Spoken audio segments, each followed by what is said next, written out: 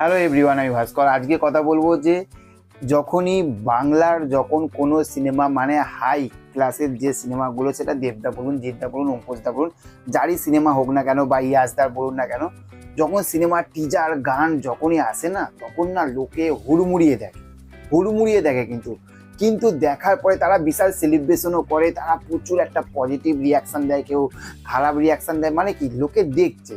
এবার দেখবেন যে অনেক মানুষেরই দেখবেন যে যে সিনেমাগুলো হাইপ কিন্তু থাকে না, কিন্তু তাদেরকে নিয়ে অত কথা বলে না, কিন্তু তাদের সিনেমাগুলো কিন্তু বক্স অফিসে কিন্তু ভালো কালেকশন করে। যেরকম সাউথের একজনের নাম আমি বলবো, সেটা হচ্ছে যে ধানুষ, এবং আমাদের বাংলাতে আরেকজন আছে, তারও নাম বলবো। প্রথমে একটু ধানুষের দিকটা বলে দিই। সাউথে দেখবেন, সাউথের যখন আমি দেখেছি, দেখুন যে রায়ান যে বইটা এসেছে, আমাদের ইন্ডিয়া বলুন বা অন্য কোথাও বলুন, বিশাল যে একটা মানে আলোচনা এসেছে যে রায়ান সিনেমাটা নিয়ে, প্রচুর যে একটা এক্সাইটমেন্ট দর্শকের মনের মধ্যে, তা না কিন্তু কিন্তু ভেবে দেখুন সেই সিনেমাটার বক্স অফিসটা ভাবুন, বিশাল কিন্তু ব্যাপক লেভেলের বক্স অফিস। এবার সেই রকমই হচ্ছে আমাদের বাংলাতে দেবদা। দেবদার যখনই সিনেমা এসেছে না, দেখবেন যে লোকে যে প্রচুর যে হুড়মুড়িয়ে দেখেছে। দেখেছে তো? হ্যাঁ, অবশ্যই দেখেছে। খাদানের টিজারটা ভেবে দেখুন না, দেখেছে প্রজাপতি প্রধানের ইউটিউবে যেরকম দেখেছে, সেই রকম কি হলেতে গেছে? হ্যাঁ, গেছে, হলেতে গেছে।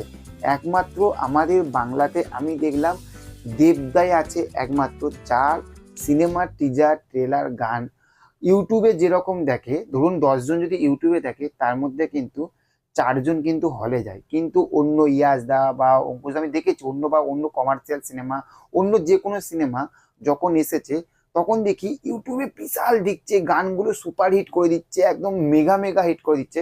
কিন্তু সেই সব বইগুলো যখন সিনেমা হলেতে যখন মুক্তি পাচ্ছে, তখন দর্শক কোথায়? ভেবে দেখুন। এই জন্য বলে না যে এখন যারা ট্রোল করেন বাংলা সিনেমার 3টে প্লেয়ার কিন্তু এই ইতিমধ্যে রয়েছে, এবং এদেরকে ট্রোল করে বা এদেরকে বাজে কথা যারা বলে, আমি বুঝে পাই না যে কেন বলে। এখনকার বাংলা সিনেমাটাগুলোকে যদি বাঁচিয়ে যদি কেউ রেখে থাকে, বক্স অফিস যদি কেউ নিয়ে আসে, 3টে মানুষ। বাংলা সিনেমার প্লেয়ার বলতে 3টে মানুষকে বোঝায়। আপনারা ভেবে দেখুন কে? দেবদা, জিদ্দা, সাকিব খান। এবার যে যার ফ্যান আছে তার আগে, সাকিব খান, দেবদা, জিদ্দা, দেবদা, জিদ্দা, সাকিব খান, জিদ্দা, দেবদা, সাকিব খান। এই 3টে মানুষই কিন্তু বাংলা সিনেমাকে কিন্তু ইতিমধ্যে কিন্তু ভালো বক্স অফিস কালেকশন নিয়ে আসছে, তাই না? তো চলুন, দেখা হচ্ছে পরবর্তী ভিডিওতে। ভালো থাকবেন আপনারা।